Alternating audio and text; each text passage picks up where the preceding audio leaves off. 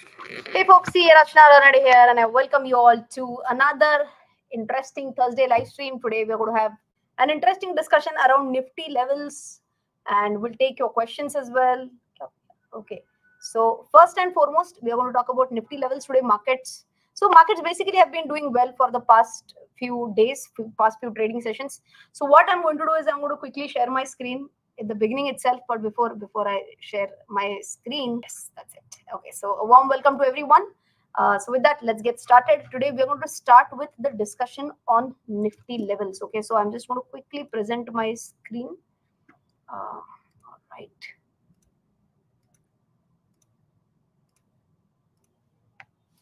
Okay, so we'll take Nifty. Now, what has happened in Nifty is that, so I'll just first delete this and share with you what is the scenario. Now, if you see here, there were two gap down openings on 2 days. So this was the first gap down opening. This was on 2nd of August that we saw a gap down opening. Then the next day was 5th of August, where we again saw a big gap down opening. Uh, I think on the same day itself, I had discussed, I had done a live stream and I told what am I going to do. And for those who have seen that live stream, you can also check the live stream is very much there on YouTube. I told that I feel that the markets have corrected by almost 2.6%, 2.7%. That's a good enough, gap that we have gotten. And that was the reason why I told you that I have purchased Nifty Bs in a chunk, not all at one shot, but one fifth. Always I suggest. So that 1/5 chunk I had invested in Nifty Bs, and I told that if the market falls further, then I'll again put my second 1/5 chunk, then next 1/5 chunk. But markets never gave that opportunity only. But happy with such opportunities as well. Even if 4/5 doesn't get invested, at least I get a satisfaction that at least 1/5 has been invested. So feel good about that. Okay. Now what has happened? Markets have been consolidating for a quite long time. So this is the entire month of August, since when we are just trying to move higher and higher and higher. Now, as per a typical gap filling theory, now you can see here this was the first gap. So I'm just going to put array here. So filling this gap, so this entire gap, filling this gap was crucial. And we were able to actually just touch that gap a day before yesterday. Yesterday, finally, we were able to close above this gap with good conviction. Today, it's a red candle, but I mean, if I were to compare with the previous day's close, at least we have closed a shade higher, right? Now, if this gap, so which gap am I talking about? If this gap, this entire gap, this gap has been filled. Now, the second one is this gap also needs to be filled. Okay, I hope it's visible. The first gap has been filled. The second gap now needs to be filled. And for that, I'm just going to again quickly draw a line on J. Oh, sorry. Here, Alt J. So now if you see here, this is the lowest point that I have clicked on. So this level becomes really, really important because this gap is yet to be filled. Okay. What is this level? This level is 24,968. So I hope you understand that even though it crosses 24,968, it's not going to be a very big thing. Why? Because immediate next big resistance, a psychological barrier of 25,000 comes right on the way with a gap of, so exact low for this was 24,956. Okay, so within a gap of less than 50 points, a big psychological barrier of 25,000 is going to come up. But what if this gets broken? Then it's like a blue sky where we will be able to trade. So if you were to write down key support and key resistance right now, I think one of the key resistance itself is 25,000, which is because of two things. As I mentioned, this is the gap which is yet to be filled. To be precise, this is at 24,600 and something. How much was that? 24,600 and, sorry, 24,956. But as I mentioned, less than 40, 50 points, we have the 25,000 barrier. So that becomes a very, very crucial resistance level. Okay. Now, if I were to talk about a crucial support level, this becomes a very good support, which is what? 24,693. Okay. 24,693. And So even if I say 24,600 to 24,700. So again, those who keep on writing down important levels, 24,600 to 24,700. This could be a strong support level here. Okay. And the resistance should be at 25,000. Once this is broken, then we can move very, very nicely. Now, why am I excited about we going above 25,000? Now, let us understand. Now, if you have seen markets post a nice, so this was like a pretty much big consolidation that we had seen starting, somewhere around January 2024. We were pretty much sideways, right? After that, this was the deep cut of the election. But just have a look at this from, so this U, if you can just understand, this is like a V or a U, whatever you call that. This thing happened in how many trading sessions? For that, if I were to just calculate from here to here, so whatever the recovery, market fell and it came up. This happened in 9 bars or 11 days. So 9 trading sessions, this small recovery happened. Okay. Now, if I were to check one more cut here, a small cut here and a recovery, this happened in what? This happened in 6 bars or 8 days. But if I were to take from this all-time high to this low and till here, now this has already taken, so this is today's candle, and if it were to take another few days, it will still be around 18 bars, which is 27 days, and 27 days would, right? It's almost like a month, and I've just extended this by 2 or 3 days here. I feel that this is a very, very healthy time-wise correction. Okay. So whenever we have a nice time-wise correction, it means that the market is trying to form a base. And after forming a base, then market is trying to move, then market would try to go higher and higher, right? So I hope you're understanding this, that when I was talking about this base creation, it took how many days? This was like 11 days. This from here to here, this U, 11 days. After that, it was again 11 days. And from here to here, we are already at 21 days. If it takes few more days, then it will be almost like a month. This is a good time-wise correction. And if that be so, we should be ideally, once we take out 25,000, we could probably comfortably go higher. Okay. Banking is one of banking financials. It's one of the sectors which has a very high weightage in Nifty. Okay. So right now we have to understand that if Nifty were to crack this on the upward side, if it were to break out from the top side, then ideally bank Nifty has to perform well. Everyone is agreeing with me. If Nifty were to perform well, ideally bank Nifty should also perform well. Now let's see how has bank Nifty been doing. Now let's compare how. Sorry, let me take you back to Nifty. This was the all-time high. Okay, I'll just put the magnet again. From this all-time high to today's close, we are less than 1% away. Okay, important points, sir. Note this down. If I were to just analyze Nifty, we are barely less than 1% away from its all-time high. Now let me compare this with Nifty Bank or Bank Nifty. Okay.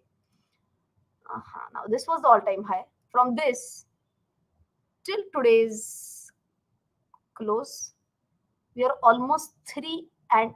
कहाँ से count किया? So let me put off the magnet. Sometimes it doesn't behave properly. From here to here, almost 4.5%. We are still down at Bank Nifty by 4.5%. Now you can imagine we are closing on to all-time highs at Nifty level, but still Bank Nifty is not giving that much support. If Bank Nifty were to give a support, then you can imagine, can't Nifty explode beyond 25,000? Yes, but for that to happen, कहाँ पे problem है? Where is the problem? Problem is that again we did have a big gap here in Bank Nifty. If you see here, we had a gap in Bank Nifty. Did the Bank Nifty also consolidate here? Yes. Now Bank Nifty today for the first time challenged this gap. First time today it challenged its gap. At least it touched that. See again how beautifully. See, sometimes whenever technical analysis is honored to such a great extent, I feel so good being a student of technical analysis. And I must repeat, being a student of technical analysis, because Every single time you analyze, you'll find something new to be learned here. And whatever I learn, I keep on passing this to my students, to my learners. So again, technical analysis course is available. You can definitely go and check out on our website, rachanaranade.com. But why did I say this? See, to understand this gap, look at what is the low point. You can see low point is 51,087. Correct? 51,087. You should check the low value here. 51,087. Check what is today's high. 51,080. Almost there. Correct? See how beautifully this is being honored. Less than 10 points gap. Okay. Now you can understand that at least it tried to fill this gap, not on a closing basis, but at least on an intraday basis. Now, once it closes above this, then there is no major gap to be filled per se. Okay, this is comparatively a very smaller gap. Then Bank Nifty ideally should be able to advance a little bit higher and higher and higher. But wait, in Bank Nifty, if Bank Nifty were to go higher and higher, there is one elephant in the room which has to move, which has to go higher and higher. And which is that elephant in the room? It's HDFC Bank Limited. Look at it. How far is it from its all-time high? From this all-time high to where is it today? It is 9% down from its all-time high. One more time quickly. Nifty, less than a percent away from all-time high. Bank Nifty, 4.5% away from its all-time high. HDFC Bank, almost 9% away from its all-time high. So till this elephant doesn't move, how will Bank Nifty move? If Bank Nifty doesn't move, how come Nifty will move? Of course, please understand. There are many, many more players also which can move Nifty. Okay. But understand this is one of the heavyweight champions. And if this has to move, ideally, see, if you can see here, there are the line that I've drawn, there are many touch points here. 1, 2, 3, 4, 5, 6, 7, 8, 9, almost 10 touch points. At least it should close above this, stay above this. Once that happens, then this is one more big gap which is yet to be filled. Correct? This gap of how much? Of almost 2.5% gap needs to be filled up. Once this is done, then this is a smaller gap comparatively. Okay, so the problem is that HDFC Bank is not moving much. Let's also check about 2-3 more stocks that need to perform well. Now, if I talk about Reliance Industries, look at this. Look at the way Reliance Industries has been performing since the beginning of the year, since January 2024. It is completely in a sideways trend, barring this rounding top kind of thing that it had formed. And it has not been able to even break above this. Nifty again is less than a percent away from its all-time high. And here we have another elephant, Reliance Industries, who is almost 7% away from its all-time high. And if you have seen one of my previous live streams, which I had done on oil and gas as a sector, in that I had told how oil and gas as a sector is giving a breakout. Oil and gas. I think I should say, I think I had shown the example of BPCL. So one, of course, I had given the whole picture as well, which was about the entire index. Pooja, if you can just share the link of that live stream, right? So if you see here, I'd given the example how BPCL has broken out from its multi-time frame. This was 2017 breakout, retest, and again such a beautiful candle that we are seeing here. Such a nice recovery in BPCL also. I think ONGC example also had given in that same live stream. Just give me a second, right? I'll delete this and this. So for ONGC also, if you see here, is this like, even if I were to delete few lines just for ease of understanding, if you see here, this is 2014 to 2074 big breakout, and it has to still perform a little bit better to become more convincing. So be it BPCL, be it ONGC, they are giving a tough fight, giving going above their all-time highs, but Reliance not yet. If you know one more heavyweight champion, if I'm not mistaken, the third one is ICICI Bank. First one is HDFC, second one is Reliance, and the third one, if I'm not mistaken, is ICICI. Oh, sorry, this is NYC, ICICI Bank Limited. Now, if you see here, ICICI Bank is in a nice upward trending channel. Oh, sorry, this is monthly. But so even if I were to squeeze it, you'll understand that it is very much going nicely in the upward trend. And it was in this time frame for a long time, but it broke out, and now it is taking a support here and is trying to move up. Today, have a look at this. A nice hammer followed by a decent enough buying. Now, if I were to check from here to low, it's less than 5% away. All in all, just to wrap up, because I can just go on with more and more and more stocks. To wrap up this discussion, I hope you have understood. I hope you have understood that if Nifty were to go ahead, if Nifty were to perform well, then Bank Nifty has to perform well. If Bank Nifty has to perform well, HDFC has to perform well. If HDFC doesn't perform that nicely, we should have other stocks supporting, heavyweight champions supporting Nifty. It could be something like Reliance, it could be something like ICICI Bank. Okay, these should be the players who take the Nifty higher and higher. Okay, so I hope you have understood that it's really important to track these stocks as well, so that we get to know whether the Nifty as a whole, as an index, goes up or not, right? So I hope you have enjoyed this Nifty analysis after a long time. I'll just share one very interesting data point, which I really thought, uh, you know, everyone should know about this. Even I was like, seriously. So, okay, this is like how much they're going to sell for. And by the way, uh, some questions today I received that whether they have taken over Paytm's business, which is a loss-making business. No, Paytm's entertainment ticketing business is in fact, and it's profitable at the adjusted EBITDA level. Okay, not sure at the PAT level, because that is what I saw in the news. At least at an adjusted EBITDA level, it is at a profit of 29 crores. Okay, now what is the biggest thing that I got to know here? Okay, so Book My Show has a 73% share in movies, 10% is of Paytm, 12% multiplex apps, and 5% others. Okay, so I'll tell you my own thought process. Right, I'm not really bullish on movies ka online ticketing, because everyone knows. Check for yourself how frequently we used to go to the theaters to watch movies versus how frequently do we go to movie theaters these days. Because of Netflix, Amazon, everyone knows the story, right? Number of people going to movie theaters and the frequency has drastically dropped. But yes, simultaneously events are picking up, be it sporting events, be it events about entertainment, they are picking up. And this was the most interesting piece for me. Even I did not know about this, that in the event space, it's a 50-50 split almost. Book My Show has only a 50% share. Paytm has 42% share in events.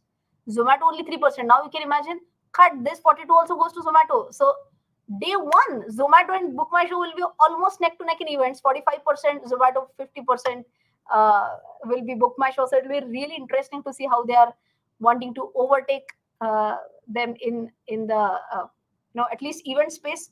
And this is going to be a part of their going out segment. And even at going out segment also, they are already EBITDA positive. So it'll be a really interesting space to watch, I must say that, on IREDA.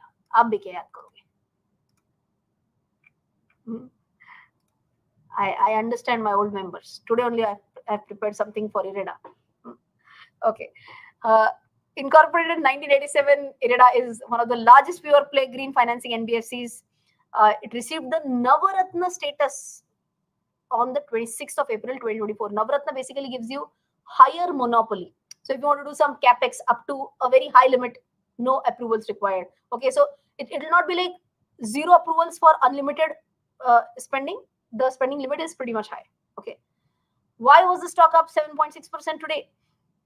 The reason is that a news came up that the board will consider a proposal to raise. They have not raised as on date. They have mentioned that they will consider a proposal to raise 4,500 crores in its next meeting on August 29th, which is next week, next Thursday. And they plan to raise this money through FPO or QIP or rights issue, preferential issue, whatever. So once they raise this money, of course, will their lending capacity increase? Yes. If they are able to lend more, their income will increase, their profits can also increase. Okay. So that is why whenever they are proposing to raise more money, that is taken as a positive sign by the market.